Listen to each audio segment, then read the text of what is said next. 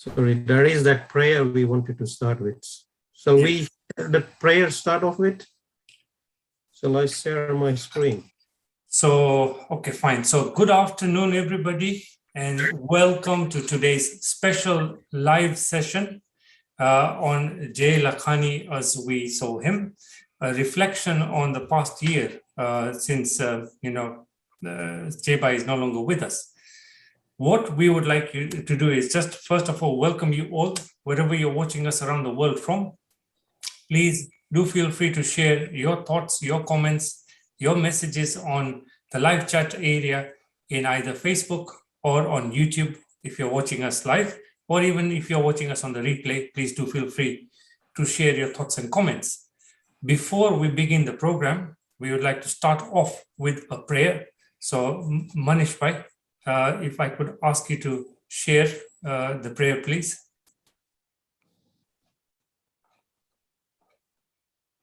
Sure, just give me a second.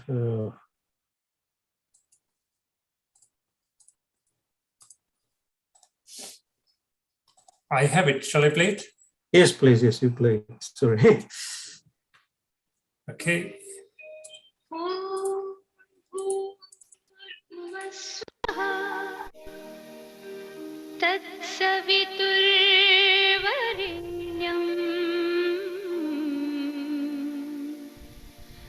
भर्गो देवस्य धीमहि धियो यो नः प्रचोदयात्.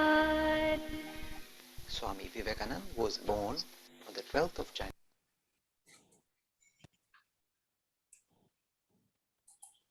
And that's a wonderful way for us to get started with today's session, remembering the Lord. Now, folks, if you're joining us now, I'll just give you a little bit of context around the agenda for today's event. What we're going to be doing is I'm going to be inviting Sitaben to come and share a little bit about the family background with Jay Bhai. And then we will move on to Manish Bhai, who will share with us some spiritual experience videos, information about Vivekananda and Ramakrishna and how Jay Bhai was involved with all of that. We then move forward to how Hindu Academy was set up, and we'll call upon Sitaben and Vijay Bhai to help us share some background on that. And then we'll move on to another video from Jay Bhai from way back in 1996, talking about Hindu Academy, the early years and the people. And then we'll move forward to his work in the media, so BBC, BBC Radio 5, success at BBC, basically. We'll then also move over to BBC, the bias they have against Hinduism. And then we'll talk a little bit about the social media work that we have embarked on as well. Following that, we'll move into a structured presentation of Hinduism for children and Hinduism books, how that has gone forward. And then how he has contributed towards the understanding of pluralism and interfaith work that he has been involved with, and spiritual democracy. There are a few more things as well. We're going to talk about science and spirituality, how he tried to bridge the gap between the two. And then we will follow that up with some tributes from other people to Jay Bhai. And then we'll have a clip showing thanks to Dilip Bhai and Ramakrishna and so on and so forth. There'll be a conclusion after that, and we will share what is the future direction for Hindu Academy going forward, because that's a question that a lot of you have asked us over the past few months.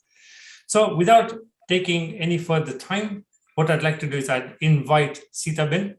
Please come onto the screen and share a little bit about the background, family background with Jay Bhai. Hello, everyone. Thank you so much for joining us today. It's very kind of you to come and sort of pay tribute to my dad. So my dad was, as many of you may know, he was quite a sort of private person. He never sort of revealed too much about his sort of personal life. But what I can share with you is ever since he was very young, he had this draw towards spirituality. He used to watch his grandfather doing sort of prayers, and he he used to see the tears coming from his eyes, and that sort of drew him towards the idea of religion and spirituality. And then he came to the UK when he was relatively young, and he had his high school education in the UK. And he then moved on to sort of, he discovered the sort of essence of his whole life's work, which was the teachings of Sri Ramakrishna and Swami Vivekananda. And at university, he was studying physics, and it was very interesting because he was studying quantum mechanics. And what he found was a great deal of sort of parallel between what he was studying under Sir Roger Penrose and what he was discovering through the teachings of Sri Ramakrishna and Swami Vivekananda, talking about the essential unity behind all the diversity that we see. And he was actually, he told me many times he was learning more through the teachings of Swami Vivekananda than from what he was learning at university. And his life's passion was trying to find the link between science and spirituality, because they are really sort of converging to a point where science is sort of, you know, banging its head on the wall. It can't go any further without sort of dropping away from this idea that matter is all that matters. It's all about making that leap into the metaphysical. And that's what spirituality is all about, what we have learned through thousands of years on the Indian subcontinent, trying to sort of introspect and make sense of the world through introspection. What science is doing is sort of trying to find that unity in the external world. And now really is the time to bring those two disciplines together and find the beautiful unity behind everything.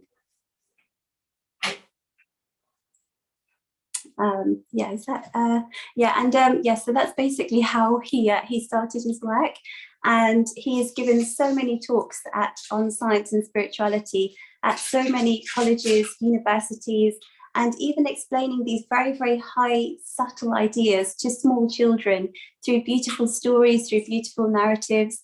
And it shows the universality of this message, because the same idea can be presented to children, it can be presented to university students, and to the well.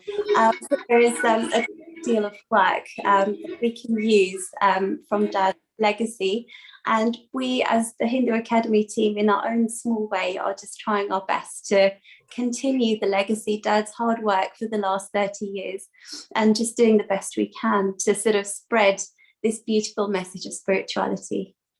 I'll hand over to the next part of the Fabulous. Thank you so much, Sitaben, for sharing a little bit about Jaybai as a family man. What we'd like to do now is we'd like to share a little video that I've got here. And this video is an interesting one. Let me just share the screen.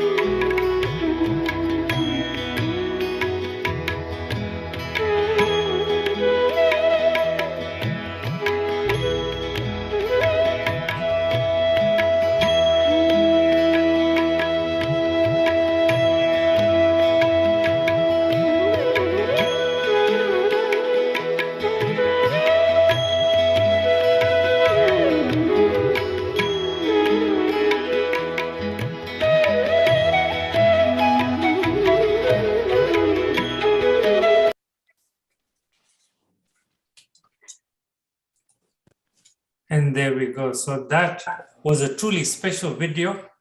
And I'm sure most of you will agree with me that even from his young days, J-Bhai had a certain charisma, a poise, a personality that's larger than life.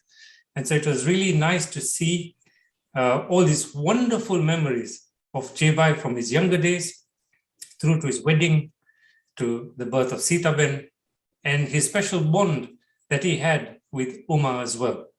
So that was really lovely. Manish Bhai, over to you for the next bit, please. Thank you, Nisit Bhai. Yes, wonderful to say. So what we see is his background, his family background, and how he was very successful at business. Now we'll share video from Ashok Bhai talking about why he gave up his business and started Hindu Academy. So stay with me, I'll share that video.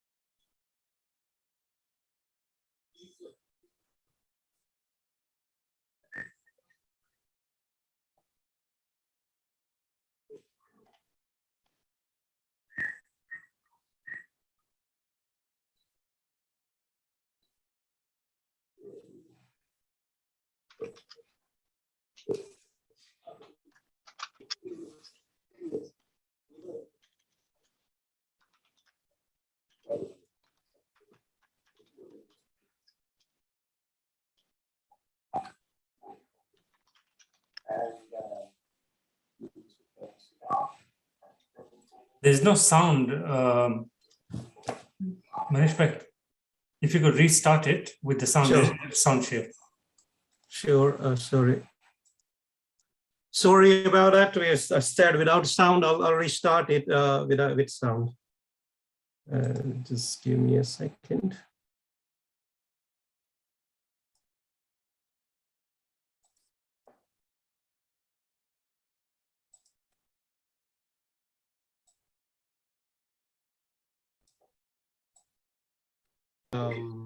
Reason, because he was a businessman at first, and then he suddenly started getting into teaching Hinduism.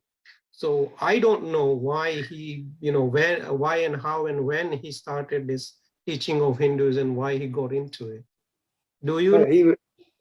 Okay, you're very naughty. The thing is, he was a very, very successful businessman, very, very successful.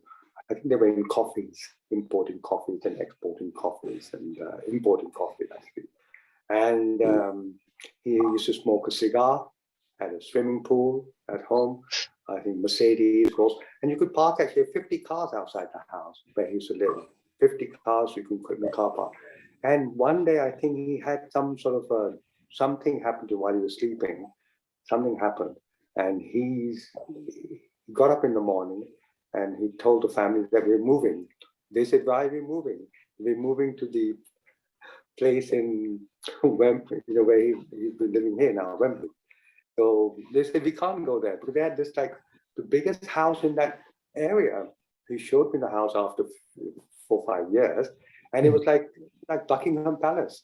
It was like a palace, and and he had that dream, some sort of a dream. Then something made him just give up everything. He saw somebody spoke to him, and he wasn't there for business anymore. He had to do something for the children and the world, and he gave up everything, just stopped completely, sold everything, and came and stayed here. And he started his classes and Leicester and all the children. I think Sita was the first one, and then Jadeja's uncle's 2 daughters and they had a boy. 4 of them used to go down to Ealing Road, and they used to study there. They used to study there. That's how this classes started with 4 people in those days. Such a wonderful story. Yeah. And the Swamijis used to come from Vedanta Center. They used to teach every Sunday. I used to pick him up, bring him over, and these 4 they try to encourage all the other children to join in, and it took time from there. And that's why he gave up all his business, and he went into this.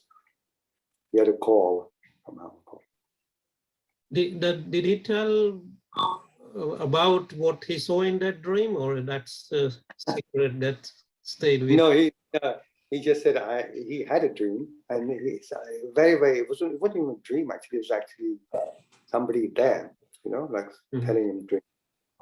Somebody was there, and that he had to do this work, and this is how he ended up giving up all the cars and Mercedes and whatever he had, his cigar smoking and playing snooker in his basement, massive snooker table. And that's it. So we assume that must be Swami Vivekananda appearing on him, because he called it Vivekananda Center to start off with. Yeah, I think it's. Yes, I suppose. I just put it. I'm just saying it, but I think it was Ramakrishna Paramahansa. I think that's the old man, you can say. He actually got him, and he's the one always very quiet. And Swami was like, well, Swami Vivekananda is in the front line. So, but Swami Vivekananda, yes, and. So wonderful story of how Jai Bhai had a call, and he gave up his business, wind up the business, moved to a different house, and started this work. Sitaben, do you have any stories to tell? How did the family take this? Total change in a way, the whole change of family life. How did the family take? Do you remember anything, Sitaben? Well, I was very young at the time. I think I was about 8 or something. And we just suddenly, we went on holiday, and then we came back, and we didn't go back to our normal house. We went back to the small house. And I was like, when are we going back to our other house? And then Mum and Dad were like, we're not going back there. We're just staying here. But it was fine, because we had sort of, in a way, we are very happy where we are. And, we're not sort of like, oh my gosh, we really want to sort of live in this big house anymore. Because, Dad has brought us up to be very sort of spiritual right from the beginning. So, it wasn't that big a sort of shock in that way. It just sort of happened. And we know that the emphasis of our life isn't on material things. It's more on spiritual things. So we just carried on, and life carried on, and Dad's sort of emphasis changed completely from business towards more spiritual endeavors. And I am so grateful to that, because it shaped my life. And without him, I don't know where I would be. Thanks for sharing that, Sitaben. Wonderful story there of how a person's life changed, and it changed the life around everyone else. Vijay Bhai, do you know anything about this event, and your take on this, please? Yeah, there's lots of stuff. I mean, I think we'll be here all day, keep on talking about all the things that happened. But yeah, so personally, I joined the Hindu Academy about 2001 and 2. It wasn't called the Hindu Academy at that point, it was still called Vivekananda Center. And he was giving talks in one of the schools with all children of all ages. So I just went there to listen to him. It was, I think, Claremont High School. And so I was really, really excited the stuff he was doing. I always wanted to help out in some way or the other, because I've kind of grown up in a spiritual family as well. So actually, then I went to Jai Bhai and told him, I would like to help out where I can. So actually he warned me, said, are you sure? I said, yeah, I'll try and help where I can, because that help where I can could be a very big help, right? So I said, yeah, okay, fine. I just didn't realize at that point how much he will get us involved. But some of the things he's told me is quite interesting. I mean, I'll share some of the stuff he told me, because as Sita mentioned, he was a very private person. His emphasis on spirituality. But some interesting things he told me was that, I know that when he used to live in that very big house, he told me that we had one tea lady whose job was just to serve tea all day. because guests keep on coming in and out, continuous guests are coming out. This was a job. And ironically, we have dozens of people coming to visit the house daily. And interestingly, when I moved to a small house, most of those people disappeared, which just proves that actually they didn't come to see me, they came to see the house. It makes, I said, yeah, well, there you go. That's how people are. People tend to measure, material wealth instead of spiritual wealth. And then Jay Bhai, for the first time, I knew who are truly with me. And actually, even then, when he was born, he had some really close people really understood him and gave him the full support. So I think in that sense, but you could see from Jay Bhai's life that he really wanted to do this. I mean, it's very hard. People, I think we just talk about it casually, but it's immensely hard to do that. I mean, I have difficulty giving my, Sony phone, forget a house, a big car, yeah. And just to walk away like that and go and say, it's actually part reminds of the Buddha, he just walked out. It's a very tough thing to do if you look at it very deeply. But I'm so grateful he did that, because all of us are the beneficiaries of that step he took immensely. I mean, I remember he was saying that when he was trying to find a teacher for Sita to give a modern rational kind of aspect of Hinduism, he just couldn't find any. He had pujaris, all this. He said, no, I want somebody to give a modern rational, aspect of Sita. So he said, if nobody's, I will do it. So he's actually Sita, he's his first teacher, like the first student is Sita, literally. And then of course it built on. And the thing is that I don't think, because he doesn't talk about it, the amount of effort he put was immense. Sometimes he would call me Vijay Bhai, because we were running the classes together. Once I got more and more involved, he actually got me not more involved.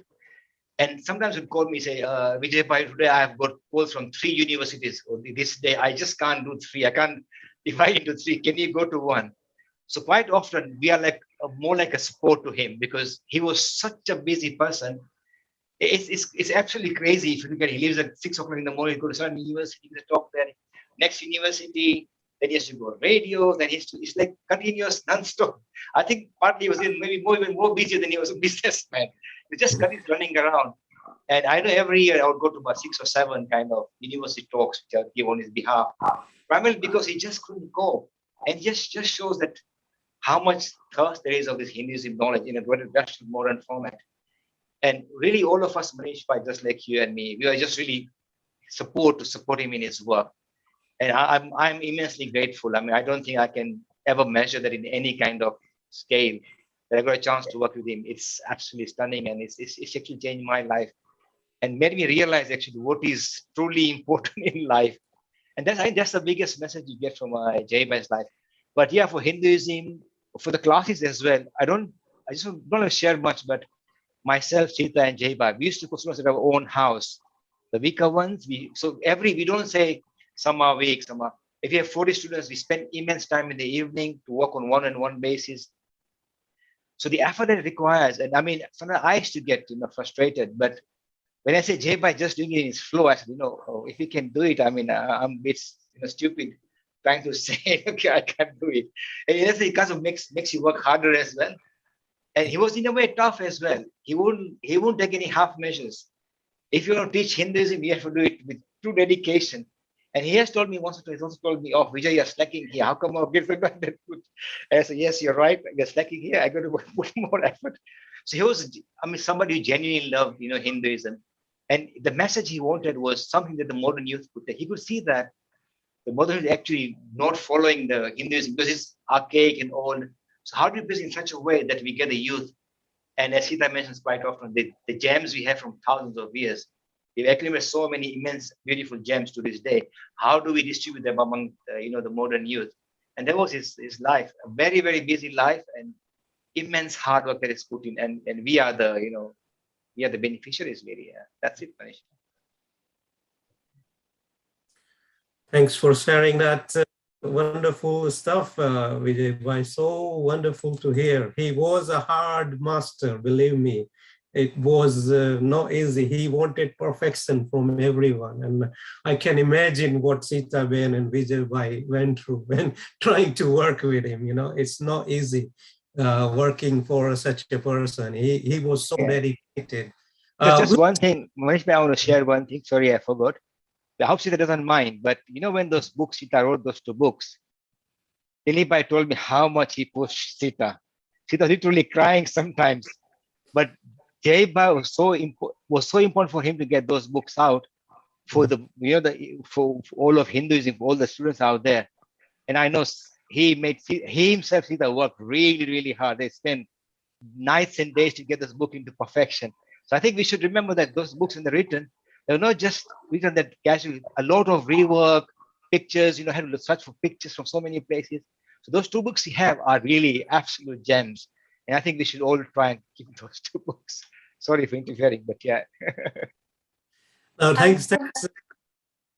Sorry, yeah, just to come in on that. I mean, yeah, me and Dad had a lot of sort of tussles trying to figure out what words to use here and there, and it was extremely hard work. Every sort of sentence had to be exactly perfect, and it had to present these extremely subtle ideas in the most sort of intelligible way. And the amount of to and fro's that I was like, no dad, and then Dad was like, no Sita, no, not like that, and I'm like, no Dad, not like that, we can't use that one. The amount for every single sentence, it was an incredible amount of work, but I think hopefully it's paid off and hopefully it's helping everybody. Yes, it's a wonderful resources that we now have, and something we can use to, guide our children about Hinduism. So that's wonderful to have. We have a video clip from 1994 about a Hinduism class. It's wonderful to see that early days of Hindu Academy. So I'll share that with you.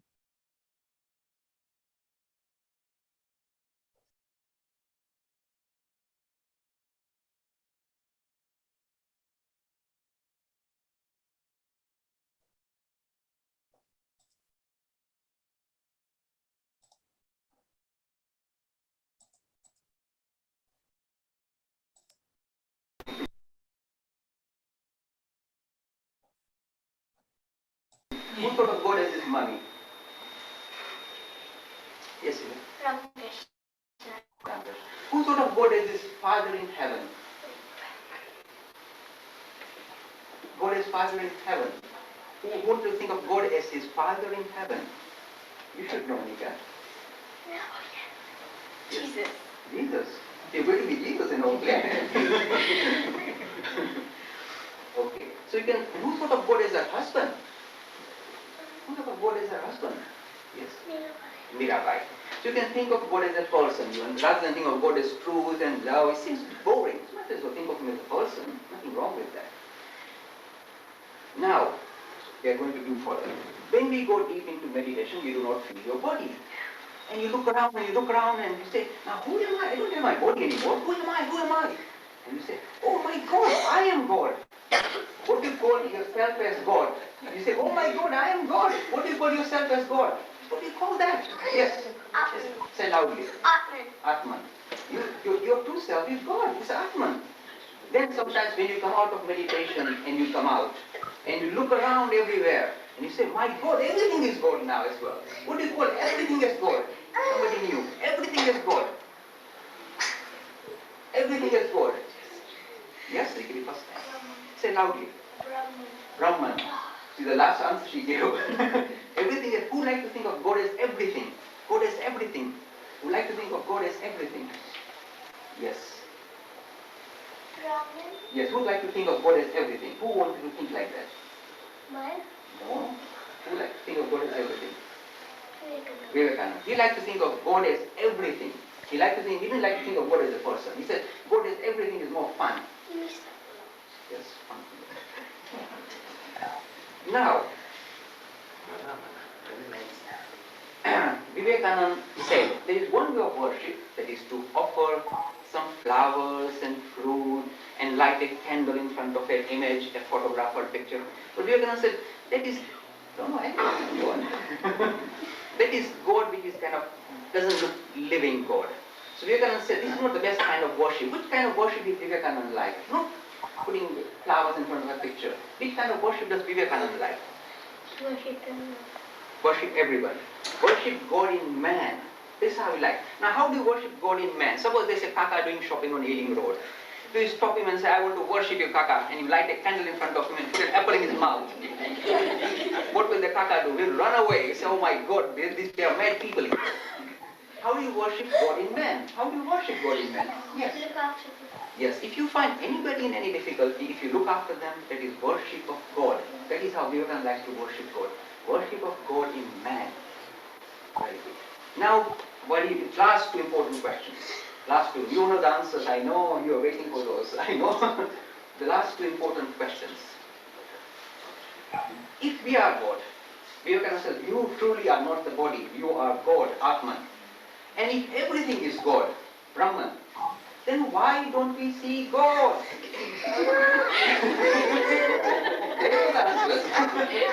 Why don't we see God then?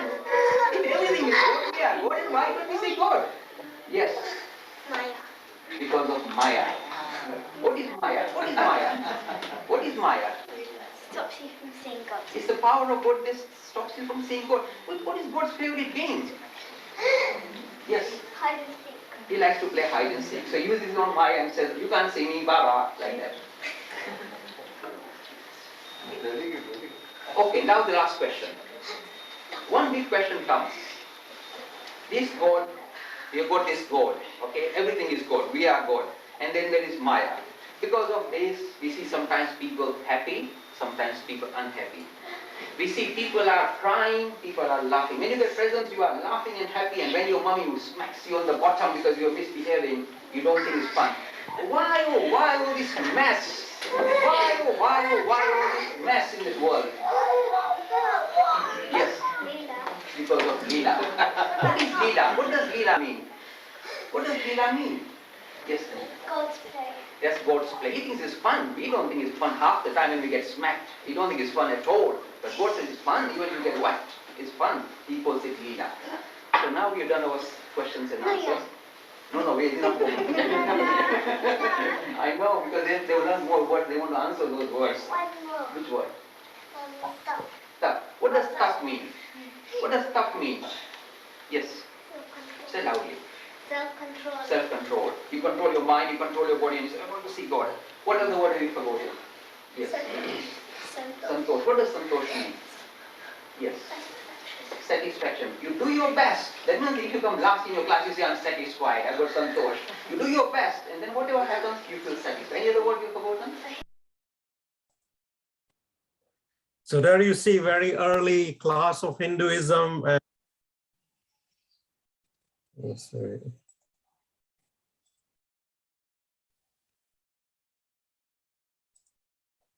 Sorry, I had a video playing in the background. So there you saw early class of Hinduism and how much fun Jayabhai had with all those children, and Sitaben being amongst one of them and learning from the beginning from him. Sitaben, any special memories from those classes? Yeah, those classes were like such a golden period of our childhood, seriously, because as Vijay mentioned, Dad was very keen for me to learn about Hinduism, and there were no Hinduism classes anywhere at that time back in the 90s. There was nothing like that. So he sort of took it upon himself to bring a Swami from the Ramakrishna Mission. He would drive him all the way to Alperton and Wembley and sort of teach 3 little girls, myself and 2 other little girls, the stories about Hinduism. And then there came a point where the Swami was unable to carry on doing the weekly classes. And then he said, oh, well, my mum was like, you're telling Sita stories every night. Why don't you just tell it to these other girls as well? And then that started. And that's really where the whole sort of, thing started, the huge Hindu Academy work. So it started off in such a small scale through small sort of stories for children. And then what we would do is we would then, after Dad told the story, we would all sort of draw pictures and color it in, and we'd all have a laugh about it, and it was fun.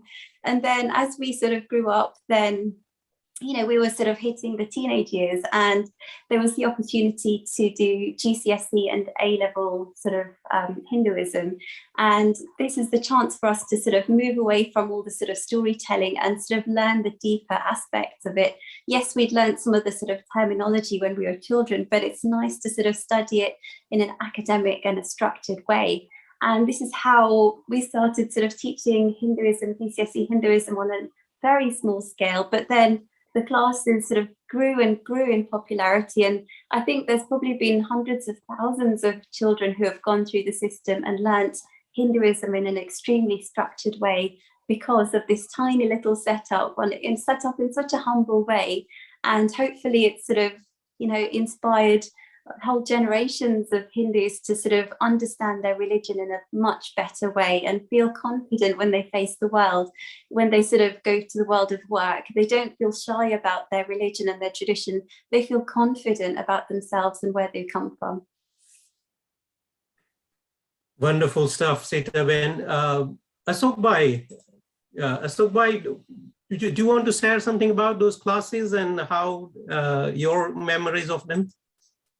Well, we first started at the Sindhi Center, which was, which we spoke about before, Sindhi Center, and it just grew and grew and grew from there. As Sita was saying, how it went from few students down to hundreds and thousands all over, and it was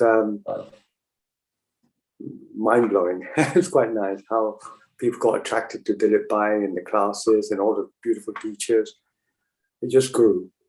Yeah. Wonderful. We'll share another video of Jai Bhai talking about Hindu Academy. If you bear with me, please.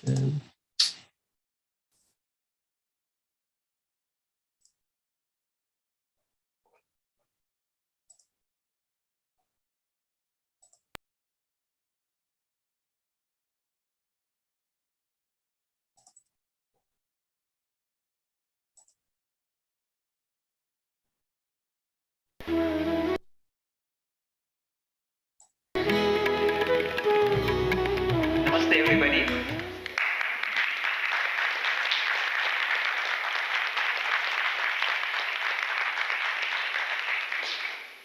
I have many people to thank here today. First of all, I have to thank the person who has inspired and who has guided this particular function. The master of these children and my master, Vivekanand.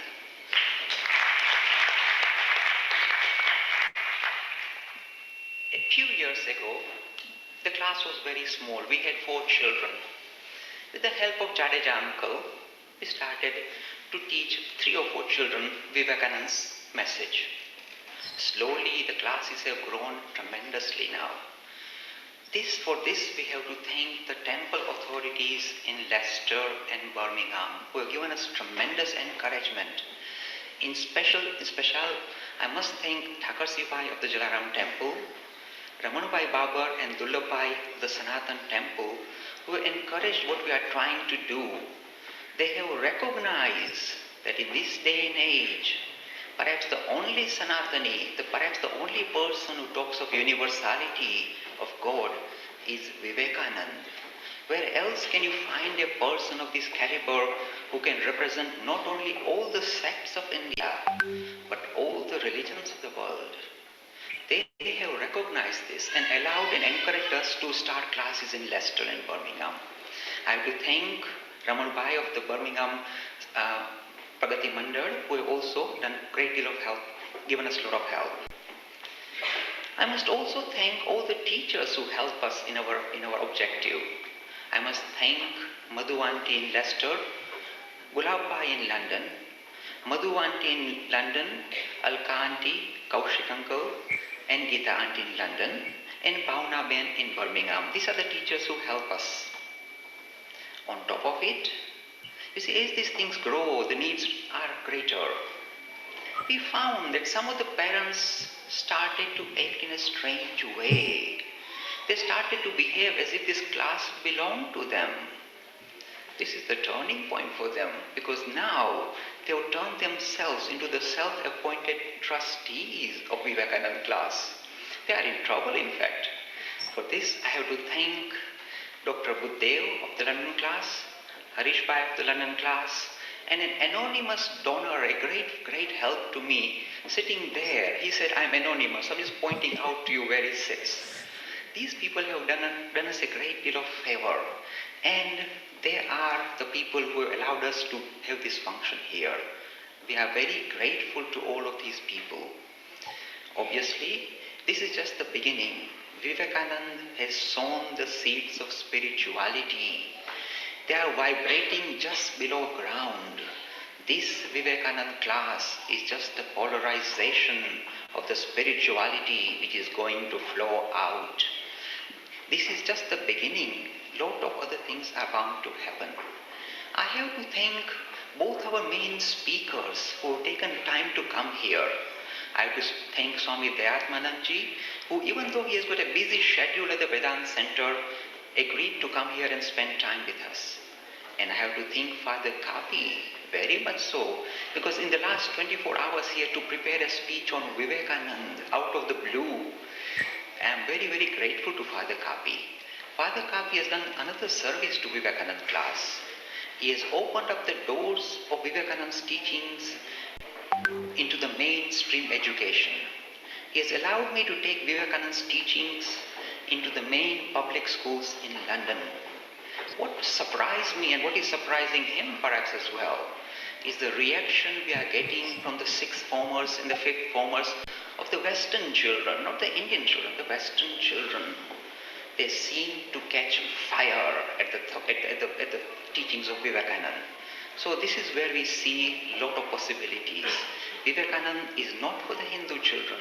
He is for all children. He is for mankind. He is not a nationalist figure. He is an internationalist figure, and we have to recognize this.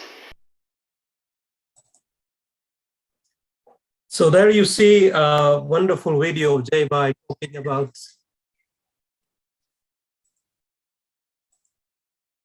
sorry, I've had a video playing in the background. Sorry about that.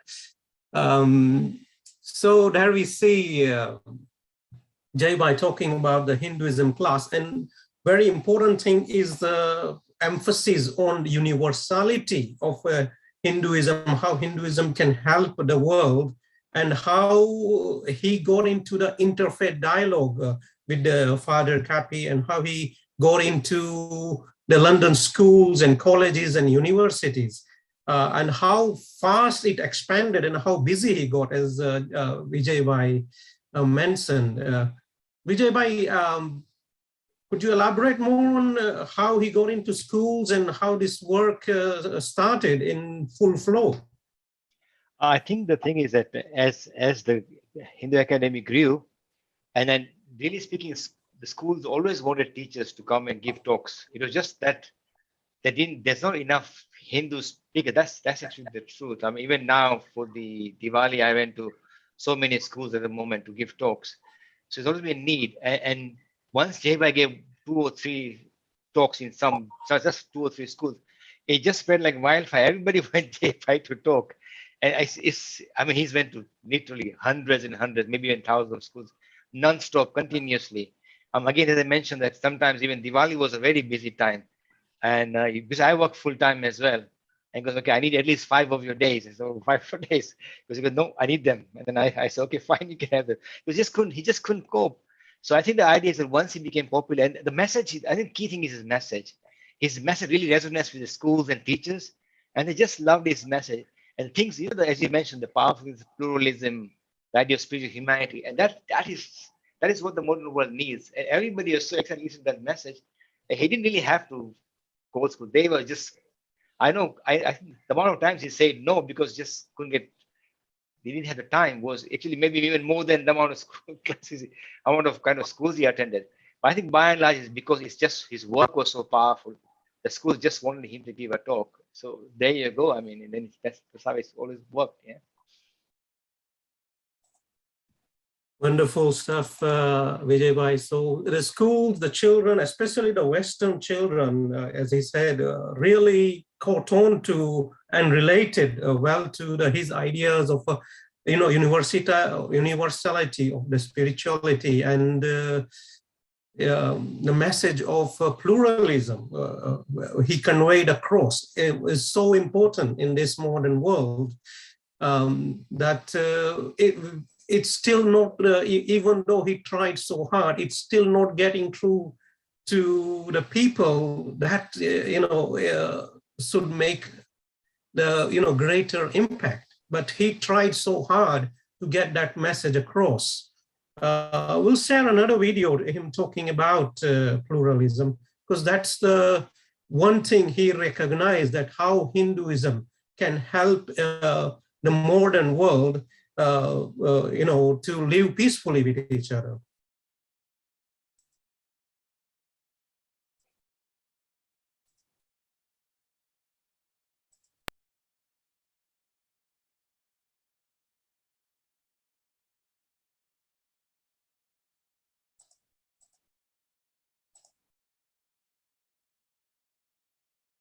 Vishnu temple, Vishnu is almighty. Now, by the way, this is Shiva temple, and Shiva is almighty. And don't forget mother goddesses. Oh, these Vishnu and Shiva are like the babies for them. They are mother goddesses who are the ultimate reality. So most Hindus themselves are not very clear about the concept of God. And most of them think there are many almighty gods and goddesses. And then when you say, but how can you have so many almighty? If you are a Vishnu devotee, you say, look, this is the story, this is the fact. Vishnu is the real one. The others are helpers. They are subsidiary. And if you are a Shiva devotee, you say, Shiva, ha, ha, ha, that is a real chap.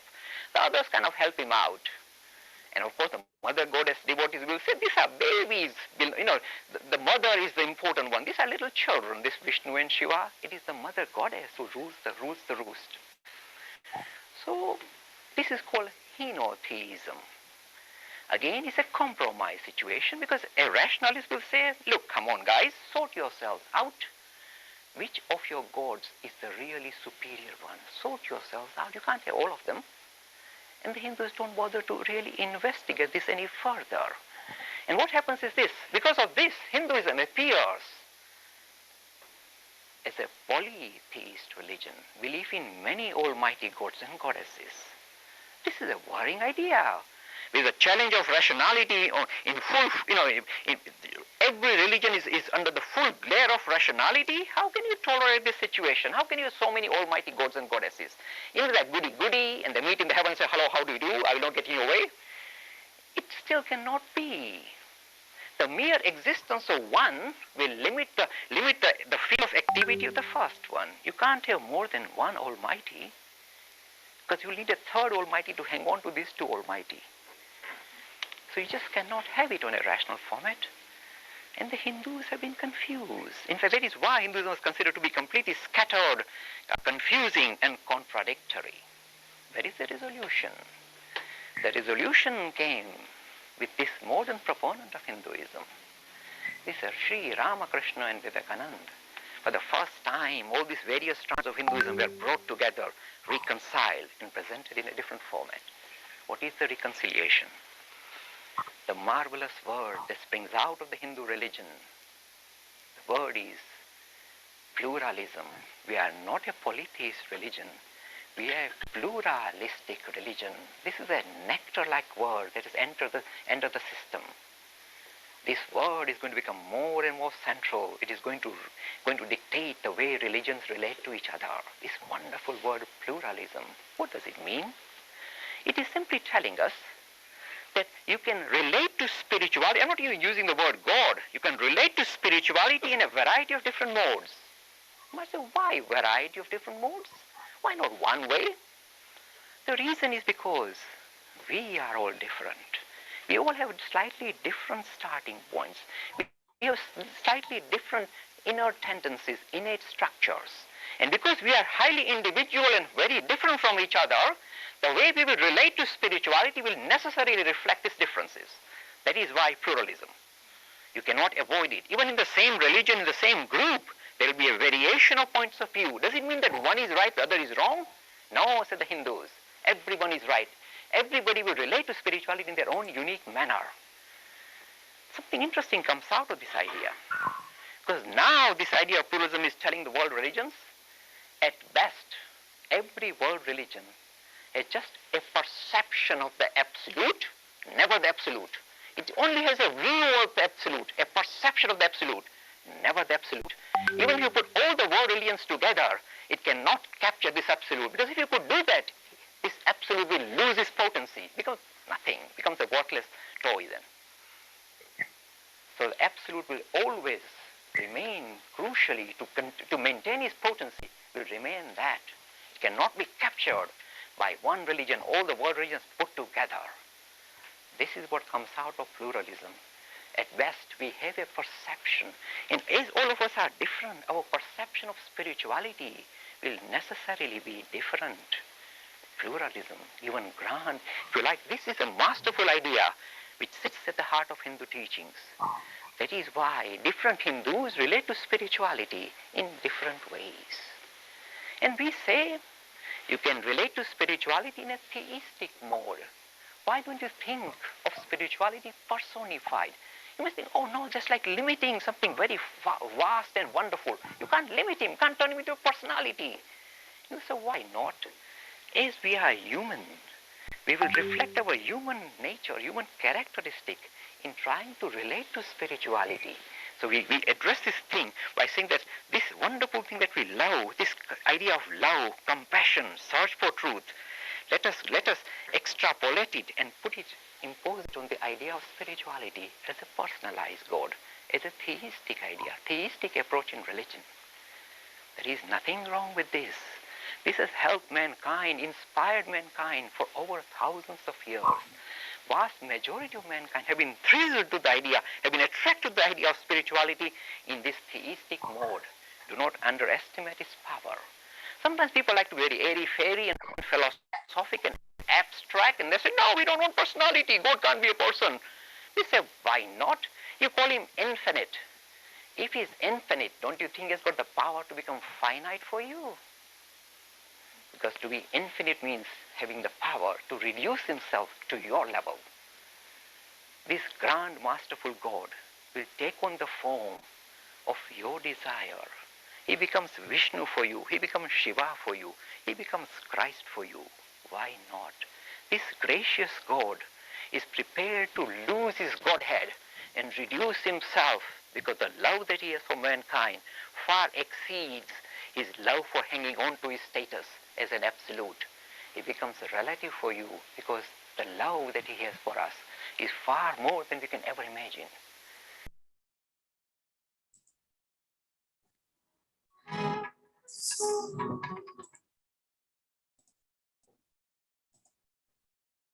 Prophetic words from Jai Bhai, and his classes, you have to be in person to really get hit by that spiritual power in those words. It was something else to be in those classes and hear this from his mouth. It was such a wonderful thing, and it made sense to all of us, and it left us speechless. How could someone talk about these things so beautifully and so nicely and in a way that everyone can understand?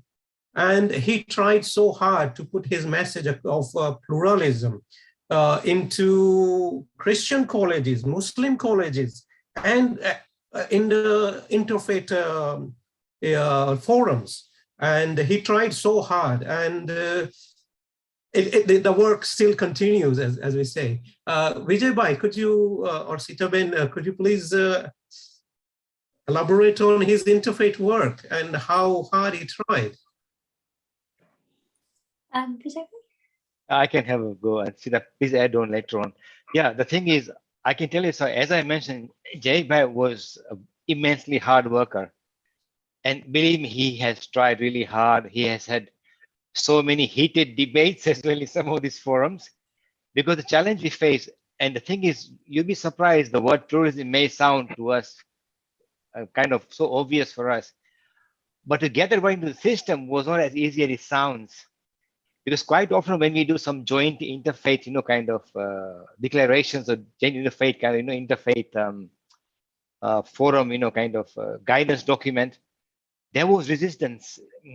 I remember once we went to give a talk in interfaith, and Jaibai asked me to speak, and so I gave my translation to the main organizer of the event, and I mentioned that we should respect all religions. And he told me you should remove the word respect and should put the word tolerate. And I went to Jaibai. I said, why are they asking me to put the word tolerate, not respect? And Jaibai said, no, tell them otherwise you're not giving any talk. They must accept the word respect. Eventually, we had to put the word in. But it's a very big challenge because we are fighting quite often with some ideas from the monotheistic faith who believe that there's only one way to look at God, one way to worship God. All the others are kind of false paths. How do you give them explain to this message that actually the human mind is limited and we have such diverse cultures, yet all the ways of thinking about spirituality are equally valid from their own starting points? And it's a challenge. And I'm glad to say now that the word pluralism has come in the syllabus. All the syllabus of all the exam boards, they use the word pluralism now. It wasn't there at one time. And it wasn't easy to get it. It was really hard work by Jaibai to get the word in. Such a simple word. It was a big challenge. So yes, there have been a lot of struggles. But at the same time, I think we also managed to get the point of Hinduism across, the grand ideas of Hinduism, great gems. And as Manish Bhai mentioned earlier, some of the biggest keen listeners to Jaibai's work were the Westerners. They really understood his message, yes, because they've grown up in a modern rational world. And they find it hard to accept why would somebody go to have eternal damnation, eternal, reward.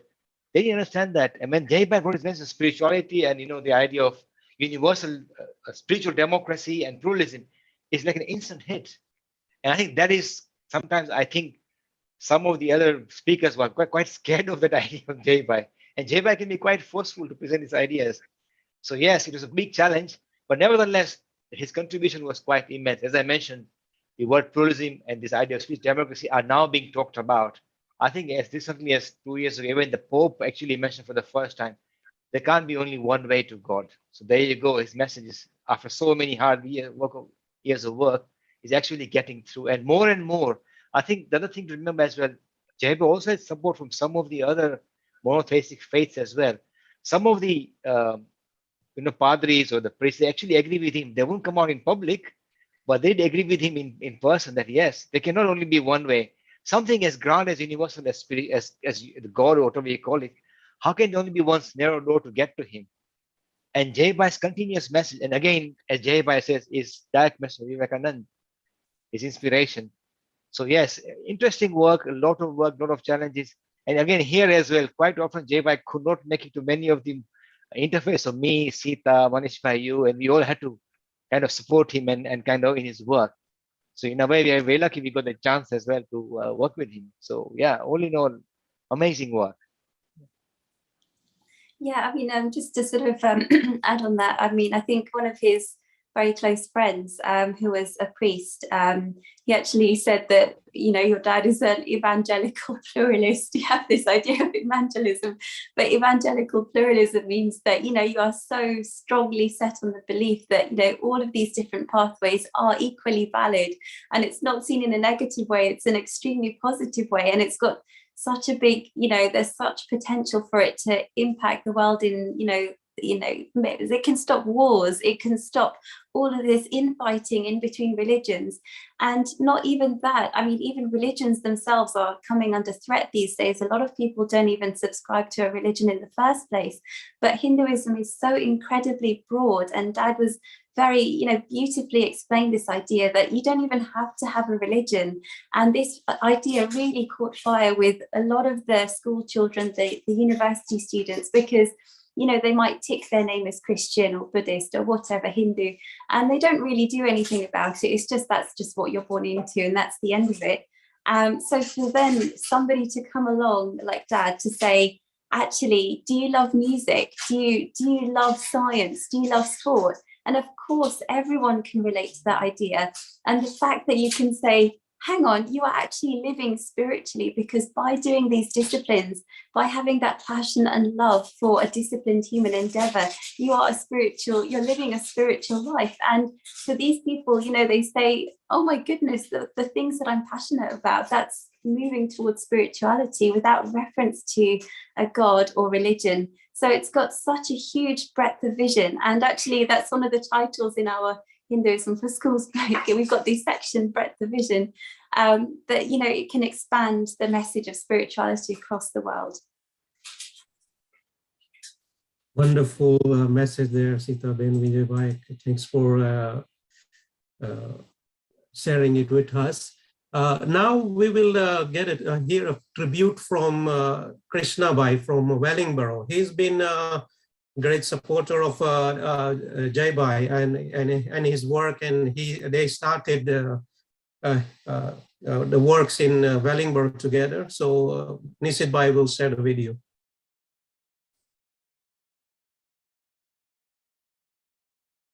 Good afternoon and namaste, everybody. How do you even begin to talk about a great spiritual giant who had an impact on so many people, a very, very positive impact? Difficult, very difficult, but we can give it a try. So talk from some personal experience. After feeling a tremendous emptiness, I started doing an intense search on the internet, looking for some deeper aspects of Hinduism. I came across Dilip Bhai in 2002 summer, and he invited me to attend a revision session to take place in London that weekend. What I heard from Dilip Bhai totally blew me away, and I asked him if I could learn and teach Hinduism at the same time at our own center. He said if we want to start Hinduism classes, he would find us a teacher to take the first year and train us to teach Hinduism as well, so we could continue. Dilip Bhai said he would take the first class and then somebody else would take over from him. However, on the first session, we had 80 students, so he decided to cover the whole course himself, traveling all the way from London to Wellingborough. Great person, great personality. Later, we found out that we'd both been to Imperial College London, and the bond began to get even deeper. Having been exposed to white and saffron-clothed so-called spiritual leaders all my life, initially I was unsure about this very simple-looking man with a brilliant glow on his face. The more I listened to Dilip Bhai, the more I realized that this is the man who was going to take me to my destination. And after that, I would follow him wherever his next talk or discourse would be. Dilip Bhai worked tirelessly keeping Hinduism in the mainstream agenda. He was heavily involved with the QCA, making sure Hinduism was taught correctly in schools. Engaged with the media so that Hinduism would be portrayed as it should be. He also made sure he kept us, his students, involved with his organizations as well. When it came to TV interviews, he would always put his students first before he spoke to them himself. In 2006, Dilip Bhai had arranged a full-day spiritual retreat at the Interfaith Center in London. This day was focused on guided meditation led by Dilip Bhai, and we were not allowed to talk for the whole day. Each meditation session lasted over an hour. Most of us there could not achieve this, so in between we would open our eyes and look around, and we could see him in a deep trance with his face glowing like the sun. Dilip Bhai used to say that the humor one displays is the sign of their spirituality. He used to say if one looks constipated, then run away as fast as you can. Of course, as we all know, Dilip Bhai had a tremendous sense of humor. His deep love for Swami Vivekananda and Sri Ramakrishna Paramahansa was always on the fore. During the few discourses he gave on the life of Ramakrishna Paramahansa, it became clear he regarded Swami Vivekananda as a spiritual guide and Ramakrishna Paramahansa as his inner strength. He always carried a photograph of Ramakrishna in his pocket, and he once said that whenever he was a bit unsure, he would look at the photo and all doubts would disappear. Having read some of the biographies of the disciples of Ramakrishna, I am absolutely convinced that Dilip Bhai had visions of Ramakrishna guiding him along, like he did his other disciples. Those of us who were associated with Ilibai had the greatest fortune of interacting with an incarnation, I believe, of Swami Vivekananda in the form of Sri Jai Lakhani. Now, people kept talking about how deep was his spirituality. And this is not something I can even comment on. It would take a person of the right stature to actually talk about his spirituality to the depth that he was in. But one thing I know for certain, that whenever I was in his presence, I listened to him talking and I was interacting with him. It was a very, very, very uplifting experience. That experience that will always remain with my life. And I hope that even now that he's not with us, he will always be there to guide us. So this day last year, sad day, I not only lost my spiritual guide and mentor, but an older brother as well. Namaste, and have a pleasant day and a pleasant future. Thank you.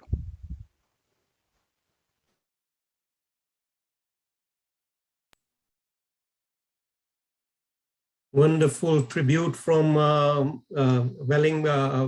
Krishna Bai from Wellingborough. They worked so hard to set up the Hinduism class there, and Wellingborough is quite far away from London, and to travel there every week to give this class. And he used to go Leicester, Birmingham, and do all this voluntarily. He wouldn't ask even for petrol money to travel to these places. Leicester is 100 miles away, Birmingham's 110 miles away from London. And all these things Jai Bhai did voluntarily, never even asking for the travel expense. This is the kind of person he was. And he lived for Hindu education because he realized that we need to inculcate this Hindu education, the idea of the universality of spirituality to our children early in life, so it guides them throughout their life. And it's wonderful to see his work in social media and everywhere. Nisit Bhai, would you come in, please, and talk about his work in social media and how that got started? Yeah, sure. So what happened was, I think I got introduced to Jai Bhai about 4 years back, maybe. And it was through a common friend of ours, Amit Patel. And he just sent me a LinkedIn message and he said, you know, Jai Bhai is looking for somebody to assist with social media. Would you like to sort of get involved? And so I went to meet Jai Bhai at his offices in Wembley. And I had seen his videos before on YouTube. So I always thought of him as this, you know, like a celebrity status, you know, somebody that I would love to work with. But when I met him, he was really very down to earth. One of the things that struck me, why I wanted to get involved with him, was I could see very clearly the passion that he had and how much joy he had in the work that he was doing, spreading the information about Hinduism in a modern, comprehensive, they had the 3 C's, I forget the third one. So, you know, he had that sort of attraction for getting people involved into the projects, and I got stuck in.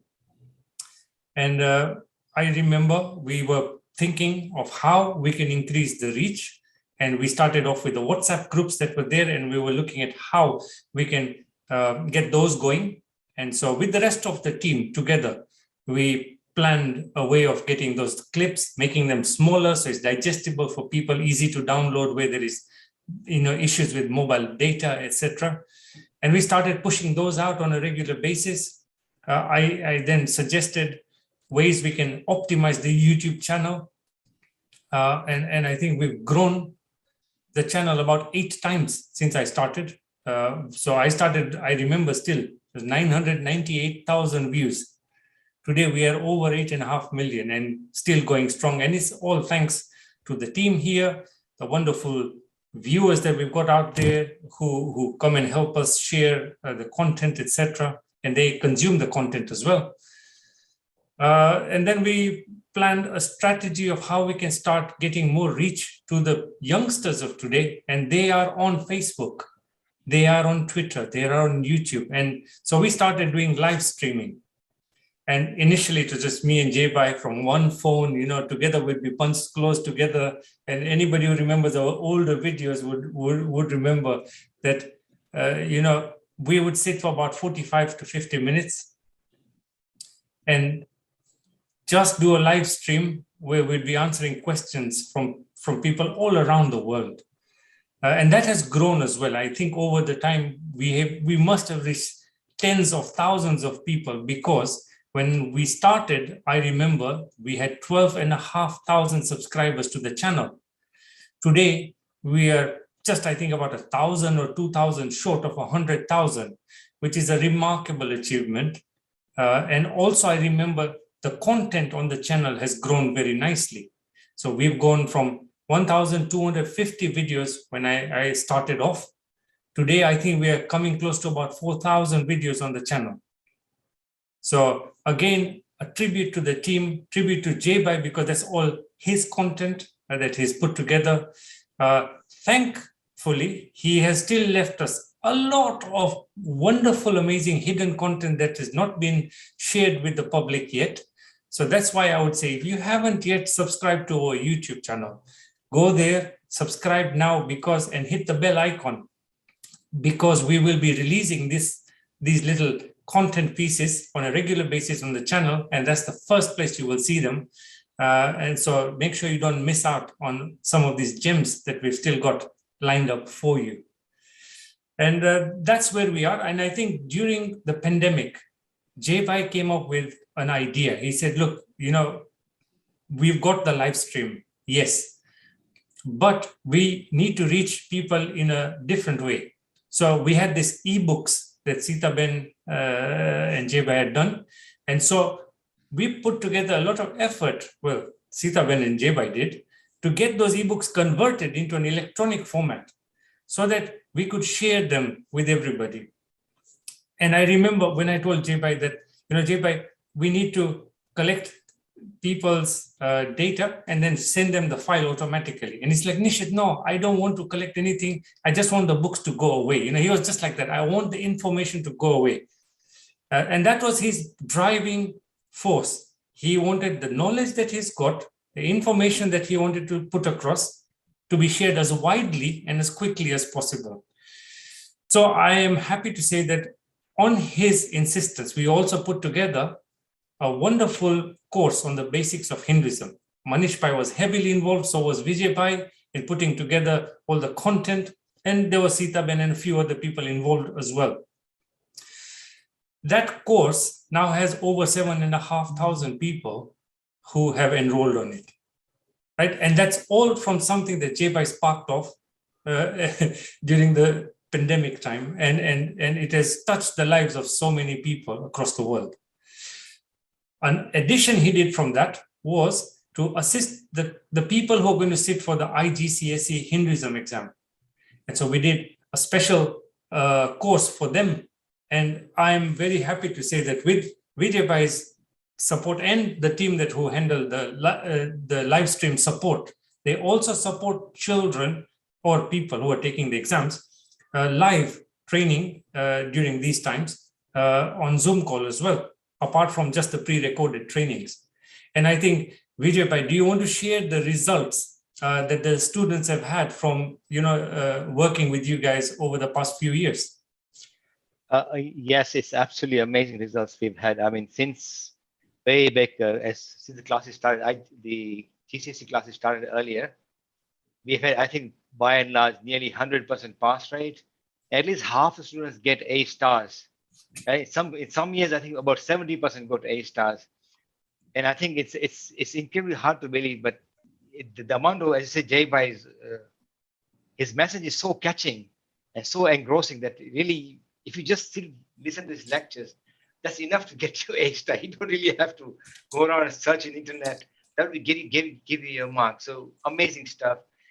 Even up to this day, now at the moment we do the Cambridge IGCSE exams, just 2 years ago, we had a little girl who got the highest in the world results, 100%.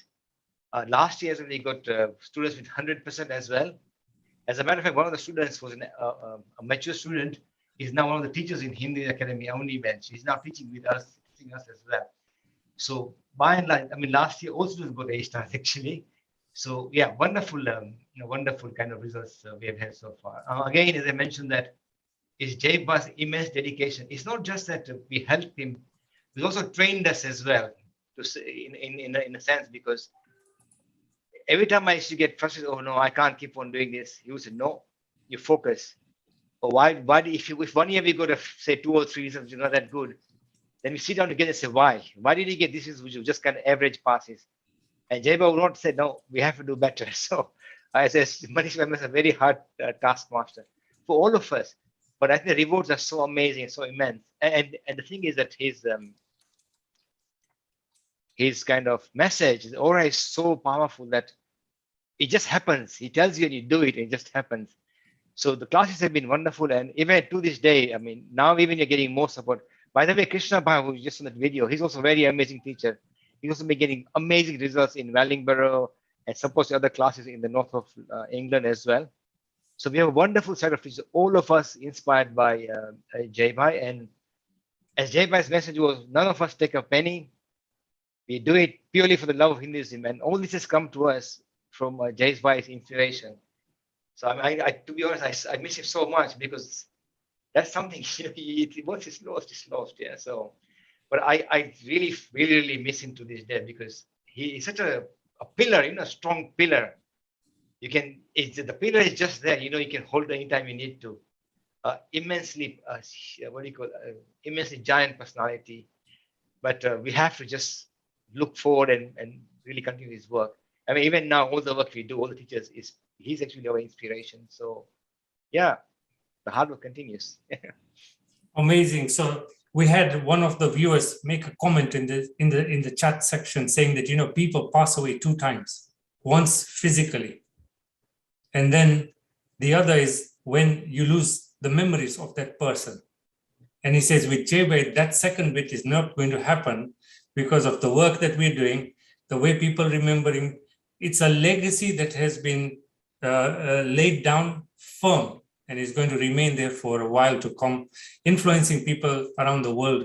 And what a wonderful, what a wonderful result that you have a student who had the highest marks in the world. Amazing. That is truly, truly something to celebrate. Manish Bhai, back to you.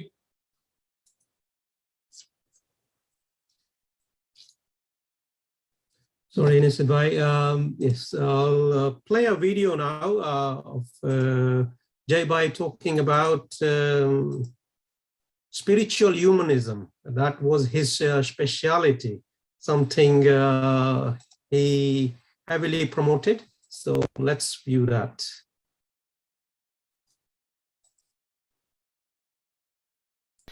The second approach the Hindus really have been promoting about spirituality is in a non-theistic mode. And this is my speciality. I like to talk about this second aspect more than the first one. Because this is the aspect that most Hindu youngsters relate to, as well as most non-Hindu youngsters relate to. What is the second aspect? The Hindus say, you see, the underpinning to this universe, the unity we are just trying to discover behind this universe that we experience is essentially non-material. It is not matter. It is something great and grand called the spirit. It is a spirit that appears, manifests itself as the whole of this universe that we see in front of us. And the name we give to this most comprehensive definition of God in the Hindu tradition is Brahman. Brahman means cosmic. We're saying that the most cosmic image of God is the whole of this universe that you see in front of you. It is God alone who appears. The key word is appears as the whole of this, all of these galaxies. God appearing as everything is the most comprehensive definition of God in Hindu tradition, Brahman. Then we say this thing that we call the spirit appearing as everything becomes more manifested, more visible in living things. Whenever you say a living thing, when you say bacteria buzzing, fighting nature, what is so unique about this thing fighting nature is something essentially non-material, right? But this God doesn't just live in heaven. He's here and now, very much here and now. He appears as this very boring, mundane world, becomes more clearly visible as living things and becomes most clearly visible in front of me as men and women. Where will you search for your God? In the hereafter, when you die, in the seventh heaven? Open up your eyes. Look around. It is your God alone who is shining out in the eyes of every living thing. The definition we give to God as shining in the eyes of every living thing, becoming the spirit visible in every living thing, is Atman. God is your essential nature, is the essential nature of every living thing. Now you see, as soon as you mention this word, God is your essential nature, people shudder. It sounds like blasphemy, blasphemy. How can you equate yourself to God? Surely you are not that, and there are so many of us. We fall back on some metaphors. Suppose you go to the seaside on a sunny day, on the crest of every wave you see a shine, a shimmer, a glimmer. The whole sea seems to have come alive. The sun is up there, but every crest of every wave is reflecting the same sun. It has become visible, seems to have come alive, acting, interacting, mixing, disappearing, appearing. We say in the same way, the same ultimate reality that we call spirit becomes manifested and sparkles in the eyes of every living thing. One God in many eyes, through many eyes. You say again, but still it's blasphemy. We are not surely, we are creepy crawlies on this earth. We can't be equated to God. We are nowhere near there. Surely not. Sounds blasphemous. How do you explain that?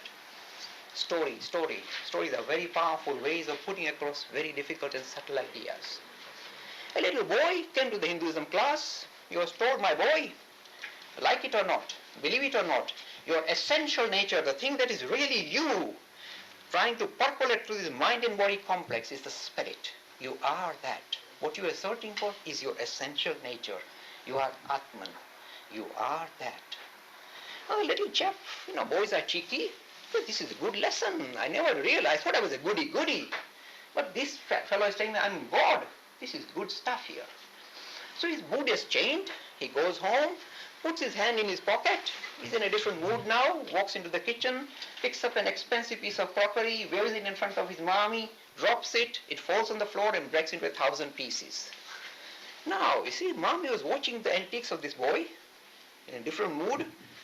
She, a brown mommy, a Hindu mommy, turned pink, then turned red. She raised her arm and she came close to the boy. And the boy said, stop, mommy, stop. Mommy, do you know who I am? Mommy said, who are you? Mommy, I went to the Hinduism class and I've discovered that I am God. Mommy said, good idea, good. Now my second question, my boy, is this. Who am I? The boy had learnt his lines well. He said, Mommy, like it or not, believe it or not, you too are God. Mommy said, good, we are making progress. So you are baby God and I am mommy God. Now the third lesson that you have not taken part into the Hinduism class is this. Whenever baby God goes around breaking plates in the house, mommy God has to do a special worship ceremony of the baby God. The boy was wondering, what is this? This is new stuff. What worship ceremony? He said she has to pull the little baby God near her, turn him round and smack his body, whack him. And you mustn't whack too hard, otherwise the social services God will be on top of the mommy. So you see, the idea sounded grand, it sounded almost blasphemous, equating us, but it has not really taken away any of our routine responsibility. It doesn't take you off. Because the thing is, it's not that you have raised yourself to the level of God, you raised the whole of this creation to the level of God. The only difference that has occurred is that now you no longer view other human beings in the same light. You start seeing divinity in man. You begin to recognize something unique in every living thing.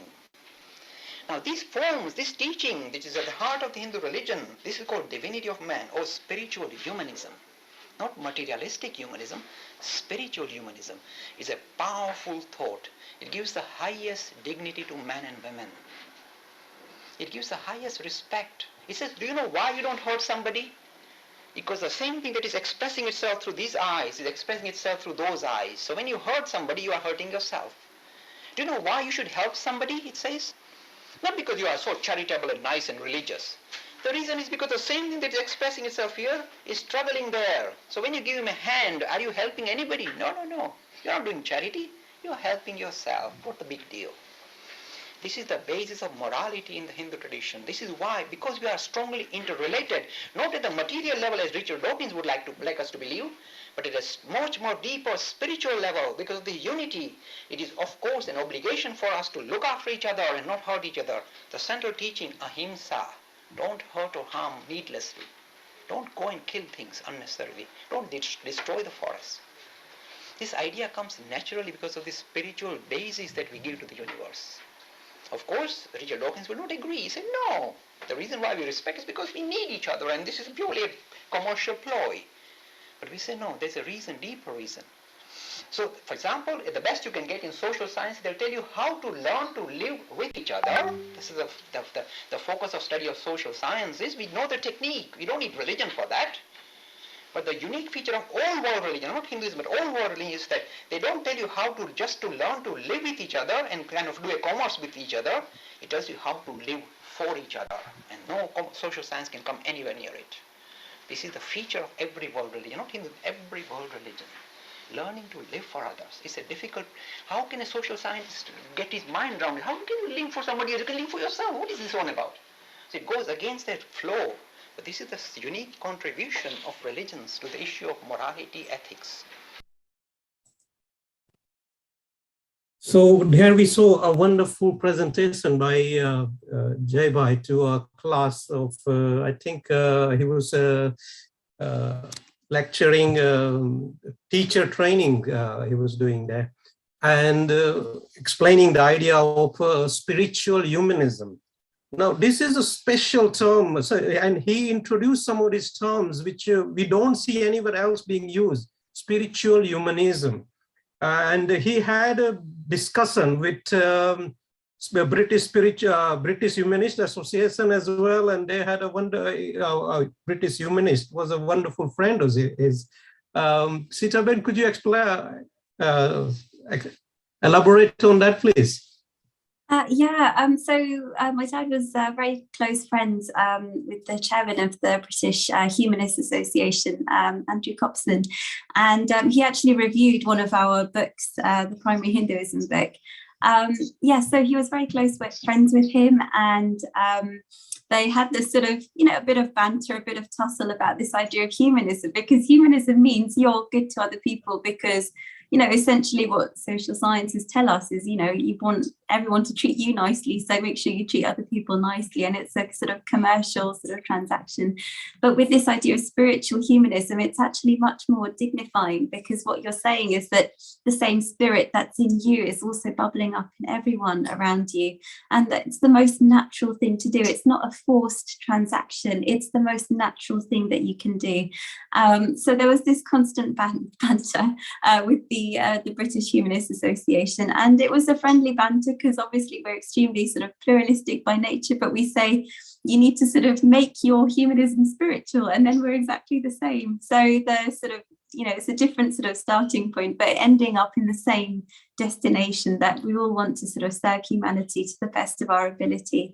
And it's such an incredibly relevant message to the whole world, because it makes us realize that, we shouldn't be proud or egotistical about any sort of good work that happens as a result of anything we do. It's just the most natural thing that we can do. I mean, the Bhagavad Gita talks about offering the result of everything we do to God, but you don't even need a God in the picture. That's what Hinduism says. If that doesn't appeal to you, just serve the humanity that's around you. Spiritual living is essentially multiplying yourself. That's Dad's words, multiplying yourself, seeing yourself in those around you. And he really lived this to the full. I mean, to the point where he would literally go to the shops, buy truckloads of chocolates and stuff them in his pockets. And he would go walking down the street, he's just going about his business, and any sort of small child he would go past, he would sort of wave and smile and give them chocolates. And I was like, Dad, what are you doing? What are you doing? This is crazy. Nobody does that. And then Dad would say, this is spiritual living. It's multiplying yourself, seeing yourself in the humanity around you. That's the best thing that we can do.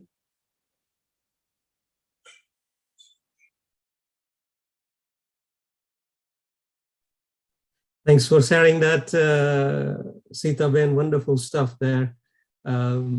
we will share a video, next video from tribute from actually video from Nisit Natwani talking about his friendship with Jai Bhai.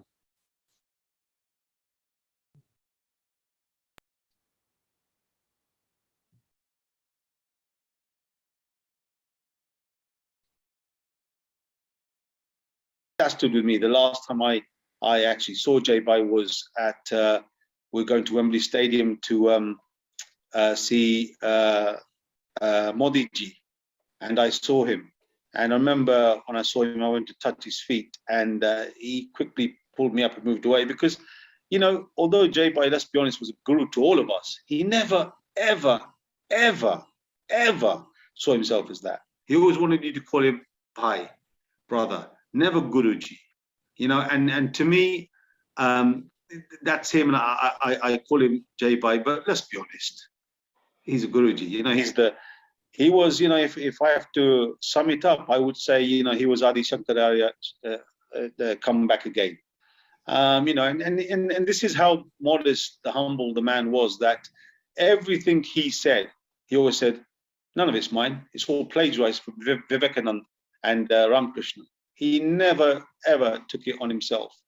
You know, this is the integrity of the man. It's funny, we had a phone conversation just before, actually, not long prior to his passing. And we would speak, not for ages on the phone. I'd always get him on his landline, or he'd call me.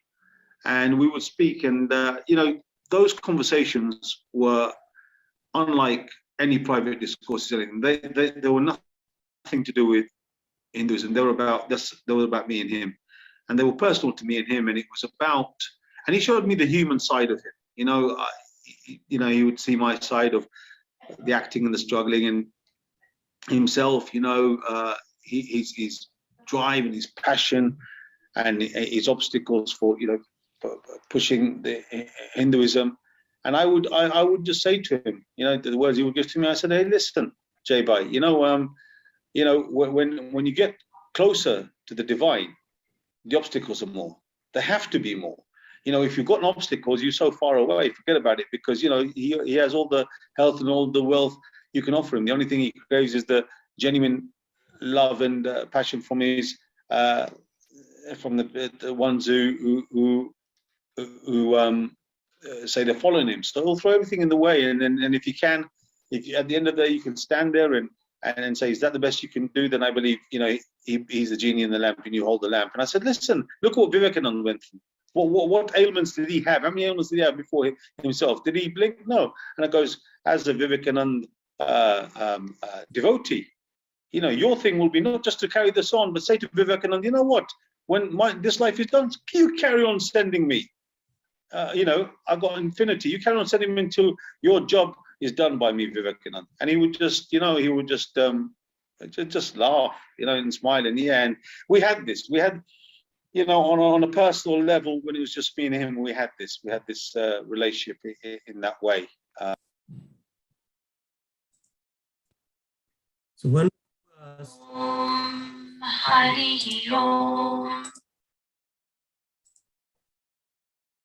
So wonderful stuff from Nisit Bhai there, Natwani. He is an actor, and he helped Jai Bhai with his BBC work and got him into BBC. And some of his appearances on BBC was so popular. I think one of the video on YouTube,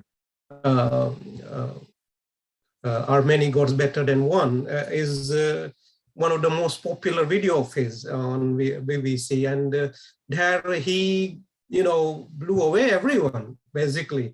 And even a Christian lady was saying, after listening to him, I feel I'm a Hindu, and that's the effect he had on people.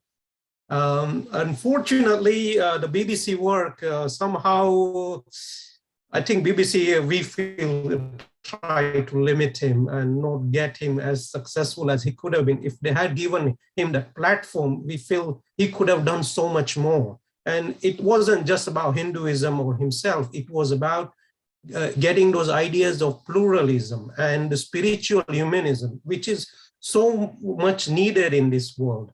And that unfortunately, this message is still not getting through the wide scale, the large scale that it should be getting through. And it's a work that we have to carry on. Nisid Bhai, could you please play Tushar Patel video next, please?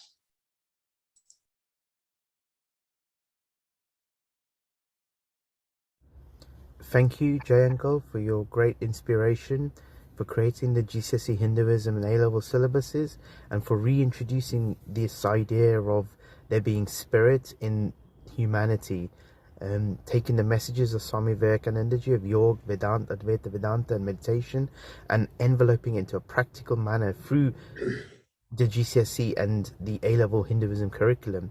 Personally, loved your jokes about Madonna, your humor, your wit, and at the same time this idea of there being a Superman or a Superwoman or a Hanuman inside each and every one of us, waiting to break free from the shackles of the physical body and the limitations, and to excel, to realize that Dai is the spirit. Dai is the spirit. Religious pluralism, beautiful coined as well. Thank you, Jay Uncle, Tusha, Jai Shri Krishna, Hari Om.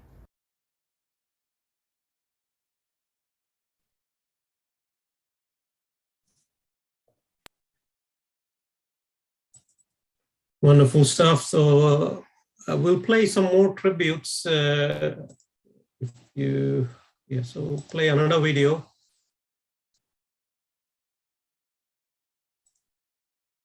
Actually sharing his images, Hindu Academy images now.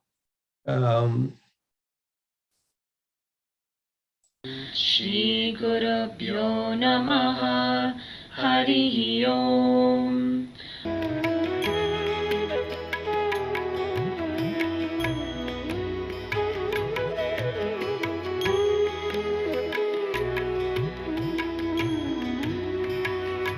Sri Jay Lakhani, an excellent communicator of Hinduism in Britain and director of the Hindu Academy, the Vivekananda Centre in London. Over the last 15 years, Sri Lakhani has given talks on Hinduism to thousands of youngsters at English schools, colleges and universities. If you wish to get a glimpse of the modern, dynamic face of Hinduism, then do not miss this series of talks.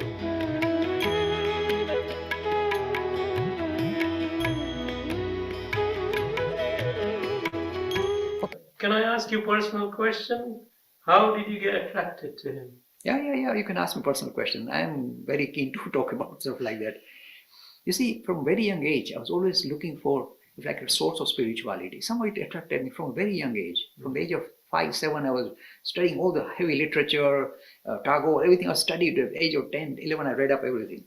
And I was still not satisfied. I was still looking around. I said, where do I find the depth of Hindu teaching? I wanted it. I don't want intellectual stuff and Puranis and Pujaris and Pandits. I'm looking for somebody who's actually experienced it. And then my attention turned to Ramakrishna.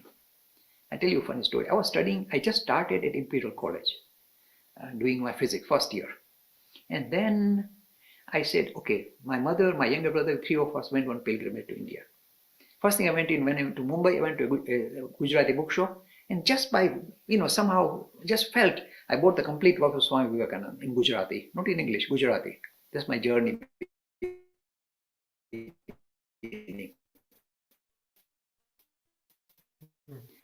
And then during the pilgrimage, we went to Dakshineshwar. And when I visited the temple, the courtyard where this fun was taking place, I was actually went into weird state. I became very, very seriously ill. I would have died. Suddenly something went in. I just couldn't bear it. And for 2 days, I was almost unconscious. This is a real story. And my mother had to nurse me. My younger brother had nursed me. And somehow I recovered. But something I felt has really entered my system right from that age. And then I came here, and suddenly in December of that year, complete works of Vivekananda arrived. And I said, oh, good. I was looking for this. I'm very fluent in Gujarati, so I started reading. The first volume is Story of Sri Ramakrishna. I read about 55, 60 pages, and suddenly everything turned for me, because I told you, It is not that I have found Ramakrishna. Ramakrishna has found me and said, okay, this guy is okay. Let me use him as a vehicle. So something grabbed me and I went to deepest meditation, just reading the story of Ramakrishna. Just page 60 or something, that's enough. And I was in the deep meditation for a long, long period. And whatever I'm speaking has got a strong experiential dimension. And this began with the story of Ramakrishna. This is my link with Ramakrishna. And I feel that I'm nothing but a servant and I'm just doing his bidding. So all this work I do is really at his bidding. And I wish I can come to some kind of conclusion because this guy is, sucking the blood out of me at the moment. But so be it. But this is the story. Sorry, I shouldn't be talking about my private life, but it's important. That's good. You see, because I'm stuck with Ramakrishna. Somebody said, did Ramakrishna find you or did you find Ramakrishna? I said, actually, he found me and he turned me into his slave. So I was devoted my life to him. Om Harihi Om Shri Gurubhyo Namaha. So there, I actually played the video of him talking about his relationship with Sri Ramakrishna and how Sri Ramakrishna is actually, as we saw previously, he had a call from Ramakrishna and he started all this Hinduism works and how he, I think, although he got a lot of success, he gone into the social media, he was into BBC and teaching everywhere, he still wasn't satisfied. And I don't think he was satisfied that his work had gone through to enough to people. And so he wasn't, as he said, this Ramakrishna wasn't letting him go, and he wanted a conclusion from that, and that seemed to have not come yet. And this is a continuing story. I think we are running out of time. We're getting to a stage where we have so much stuff to share. There is a video still to play. And Vijay Bhai, would you like to summarize Jai Bhai's work? Oh, I think it's immense. I mean, I think there's no summary to it. It's a continuing work. But can I just mention something? When I worked very closely with Jai Bhai, these ideas are profound ideas. Sometimes I think they're way ahead of the time, because things like, as Sita mentioned, things like spiritual humanity, pluralism.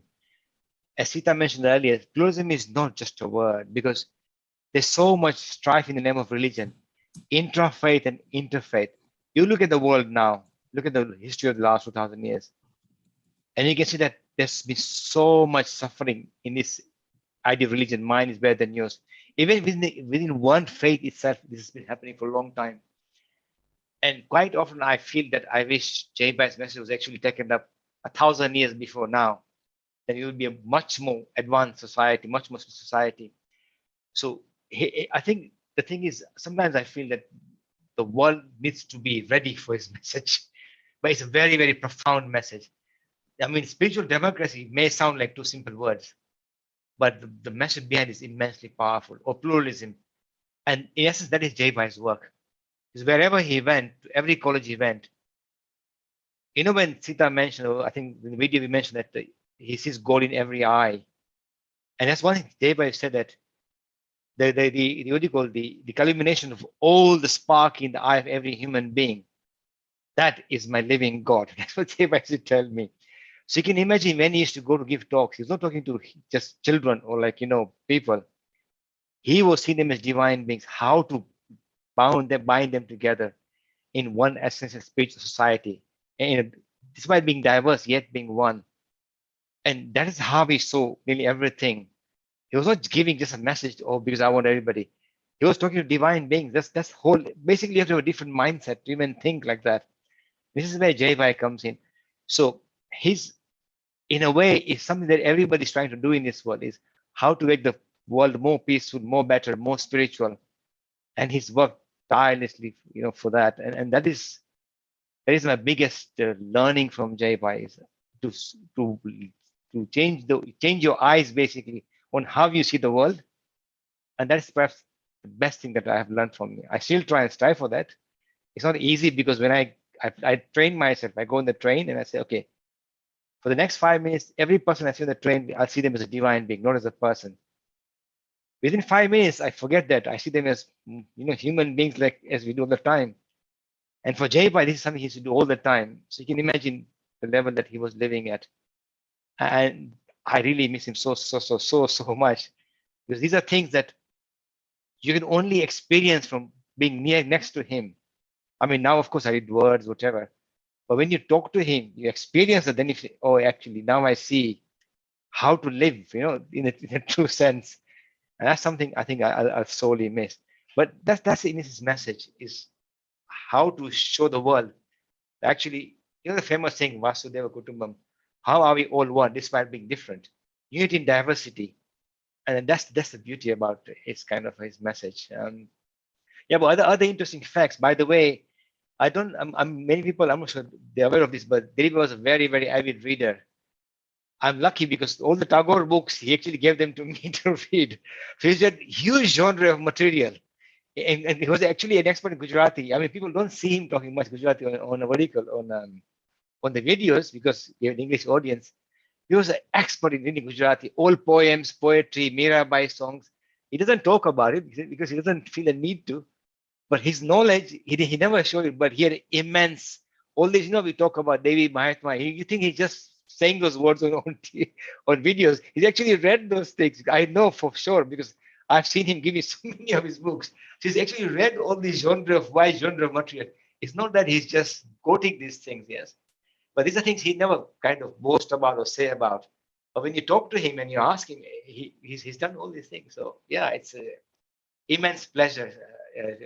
Even just to be next to him was very spiritually uplifting. But what can I do now? So yeah, Manish, here. Over to you.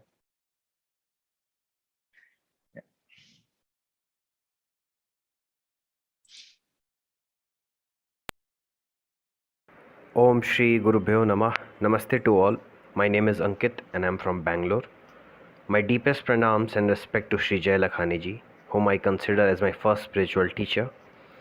I started listening to him while in college, and his rational and contemporary vision of Hindu philosophy attracted me. He acted as the fundamental block to my understanding of Hindu philosophy, and he led us to its core, which is the Advaita Vedanta. He introduced the teachings of Swami Vivekananda and Sri Ramakrishna with a contemporary and a scientific mold. The three central aspects of his teaching which I think had the most profound effect on me are, number one, in the words of Swami Vivekananda, religion is realization. Sri Jai Lakhani ji emphasized on this point again and again that the real spirituality comes from first-hand experience. He pointed that there is an experiential dimension to religion and spirituality which is life transforming. The second point, multiple ways of being spiritual, of becoming spiritual. The freedom that we have got in choosing the path to go deeper into the exploration of self, which included the theistic and the non-theistic approaches. And Sri Jai Lakhani ji was very open on that. He always pointed, in a sense, whatever makes the mind one pointed, that is the way to be spiritual. The third point which I would like to make is, which Sri Jai Lakhani ji taught us, is seeing and serving God in humanity, which I think is the essence of Swami Vivekananda's and Sri Ramakrishna ji's teaching, is that seeing Shiva in Jiva, seeing and serving God in humanity. So this was my message, and I bow down to Sri Jai Lakhani ji for being there and helping us and teaching us. Thank you. Such an amazing tribute. And I think there are so many golden nuggets I picked up from their keywords, It is true. Jai Bhai always used to stress about the whole thing being an experiential journey. He used to stress about having focus, whatever you do, whether it is, focus on music or sport or any other thing, even that is not like a personality based or principle based, but whatever thing you focus on, that can lead you to improving your spirituality. And certainly from what Sita Ben has, shared that story of how he took chocolates along with him, that seeing, God in every human being, that is certainly something I know that he believed in. Manish Bhai, let's carry on with the rest of the tribute session.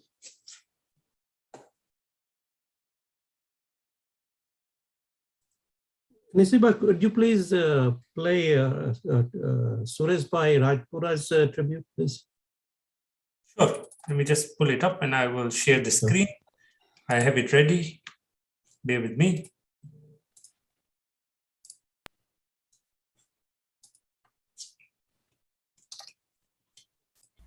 Namaste. It's hard to believe that it's almost 1 year since Dilip Bhai passed away.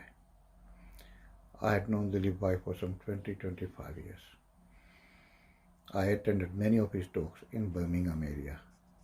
I would regularly talk with him over the phone, asking questions, clarifying any confusion. As we got on very well, he would often ask me to represent him and give a talk at a variety of venues in Birmingham area. Whilst there is no doubt there are many people within Hindu society who have a good degree of knowledge of Hinduism, where Dilip Bhai differed was his ability to explain in a very simple language where even a non-Hindu of a very young age can understand and appreciate what Sanatana Dharma is all about. I have no doubt that he has left a very big gap in the life of many people. The best tribute we can pay is to continue with his unfinished work. Namaste. Hari Om.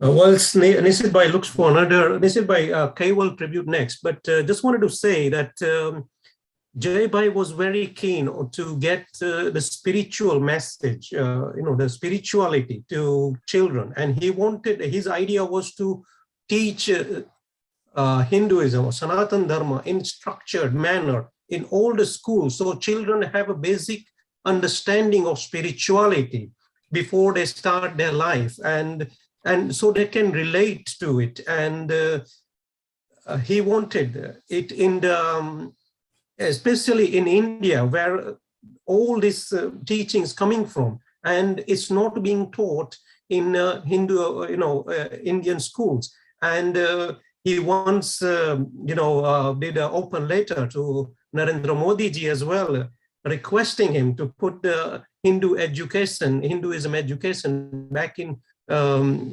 Indian schools. And this is the need of hour. And this is, I think it's a struggle for us as well. And the work still needs to be done to get this message across to everywhere.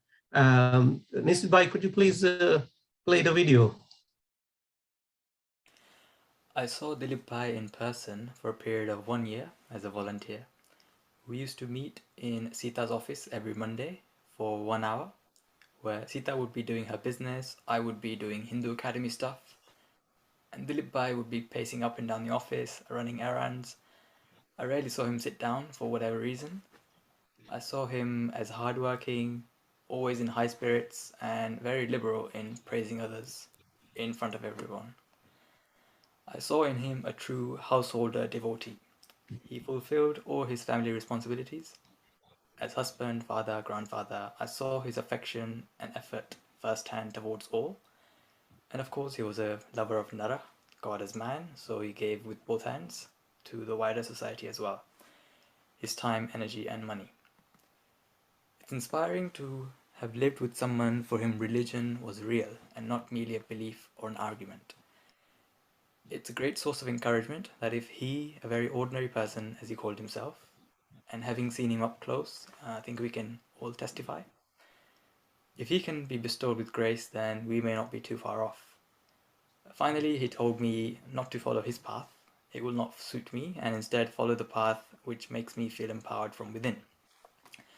So I thank him for that, because I can't do even 1% of what he has done.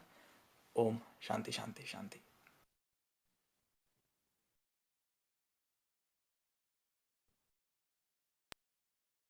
That's wonderful tribute from Kaiwal, who's part of our Hindu Academy works. I feel, as us Hindus and Hindu society, we haven't thanked him enough. We haven't given him enough recognition, although he did receive 2 awards. I feel his message and people did not recognize the spirituality that came from him. And we continue to put that across in the social media. We played a video next, which is some children thanking for his work in the 1996 class that I think we saw.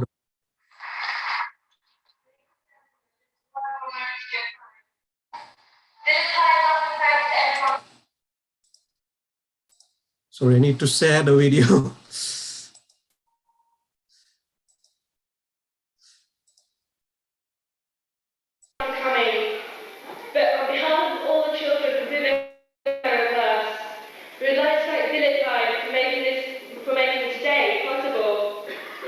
He has helped us in this.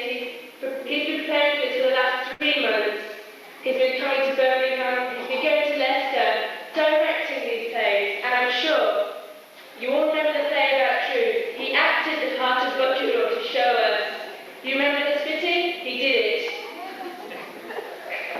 We would like to thank Dilip Bhai and his wife. She has supported him a lot throughout this. And we'd like to honour him a token of our appreciation. Arjun and Annika, could you please come with the bouquet? Dilip Bhai and Minanti, could you please come up to the stage?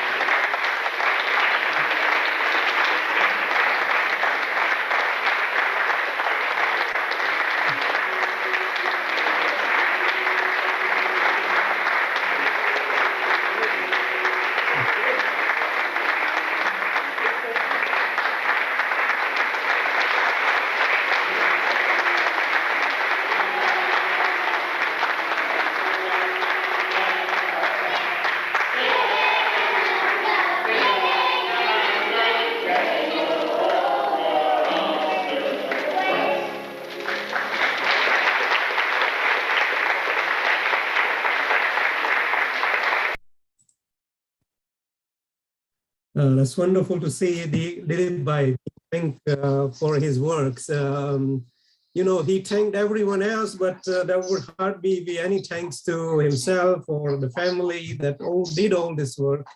And sorry, I've got to. Vijay Bhai, how do we carry on with this work? What is the future direction of Hindu Academy? And then Sita Ben, after him, could you please share your thoughts on that, and we can conclude for today. I think we really have to continue his work, because as we mentioned a couple of times, he lived at an experiential level, and we all have to work towards that goal. I mean, and I think there's a couple of things to mention as well. Is that not only was he, as you know, Hinduism is very broad and diverse. The fact that he was trying to give it a rational model in a structured manner, that was his goal. As I think we sometimes, I teach Hinduism, but just to mention something which many of the viewers may not know, although I do a lot of teaching, the background work is a lot of it's been done by Sita Ben. So she does all the structured notes and everything, because it's one thing to teach, but it's one thing different to teach a structured manner so people actually understand and grasp the message. And this message is not just a message, it's got very deep, subtle ideas. So although we're working towards make sure they get a very good GCSE grade, but as Jay Bhai always mentioned, don't forget the main goal. The main goal is to infuse the children with spirituality. That was our main aim. The grade you should give for exams was actually secondary. And that's where Sita would not, I know she would not mention it, but I can tell you that the amount of work she's put in to prepare the notes, the earliest A-level notes, GCSE notes, to build a structure in a proper manner and make sure it's comprehensive, it's immense amount of work. So a lot of background work to be done. And all this done was, all this we did was because to get us all be more spiritual. And the other thing is that quite often, I think it's just because of the history of the, Hinduism, or the history of India for the last 70, 80 years, or maybe 200 years, has been that which is trying to really make us forget of our cultural heritage. And Jai Bhai was fighting to get that back, because the things we have in Hinduism are out of this world. And through the great teachers, of modern teachers like Vivekananda, Ramana Maharishi, Ramakrishna Paramhans, how do we get that out? And that was Jai Bhai's, that's why he actually gave up his big house in the small house. How do I share these gems? As Sita Ben mentioned, he read the entire volumes of, this Vivekananda while he's studying at college. And the thing was, how do you get his message out? And that was Jai Bhai's work. How do you share this? Why keep it first? And why be selfish? Why not share this with the world? And that's what Jai Bhai did. By the way, something else to mention about Hindu Academy. Everything we do, we share. All the notes here are open. Any student, any class who wants the notes, we don't hide anything. We share everything. And this is how Jai Bhai has to work. Something else quite interesting to mention about Jai Bhai, to ensure that we actually remain focused on our spiritual goals, is that many people may not know this, but the Hindu Academy is a charity. We only have 2,000 or 3,000 pounds in the account. We don't. There was once I did mention that, because quite often Jai Bhai would turn away the donors. He said, "Look, you have enough money. We don't need more money." And I would say, "Why? We need more money." He goes, "There's something he told me which really stuck to me." He goes, "If you have more money than you need, it smells," which means that you will waste it, right? And the aim is we don't want the money. We want to spend the message of spirituality. So he goes to me, "I don't want your money. I want your time. I want you to go and spread the message." And this is not really seen in many institutions. So even now, people have asked me sometimes, "Oh, where's your center? Where's that big house called Hindu Academy?" We don't have one. What do we have is the people that matter. We keep on saying that, but Jai Bhai's people, that true essence is the people that matters. And that was his message. How do you get a message out there? I think the best way I see him, what inspires me, the best I learned from him is to see is the way he lived his life. The way he lived his life is far, far of a precious kind of gift to me than anything else I can say on Jai Bhai. Sita Ben, you can talk endlessly about Jai Bhai. It will not end. All I can say, the message of his is so profound, and I think we are duty bound to spread that message.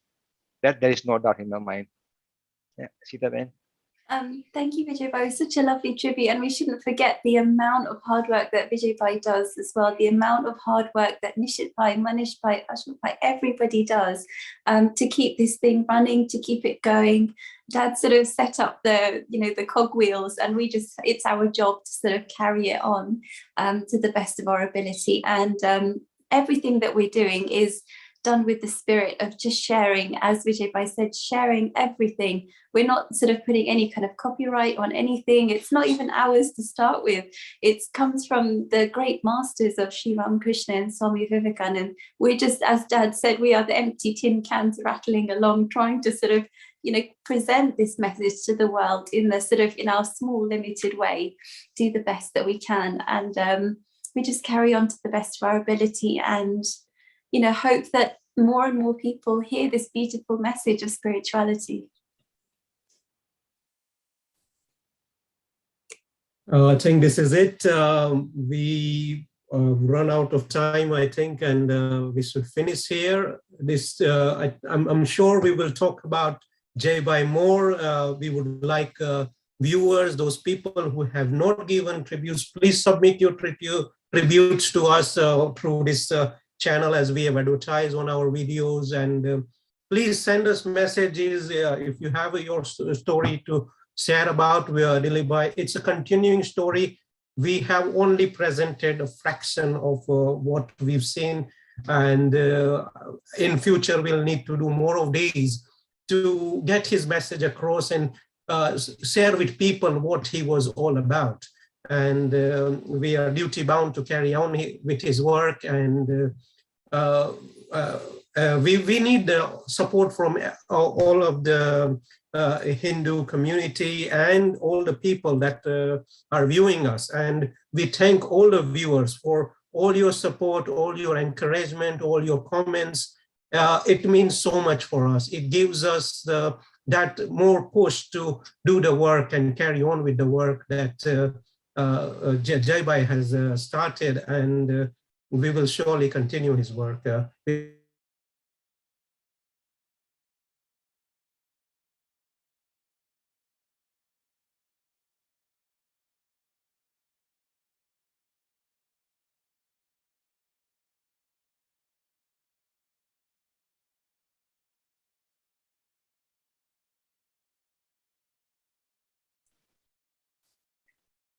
We seem to have lost Manish by there.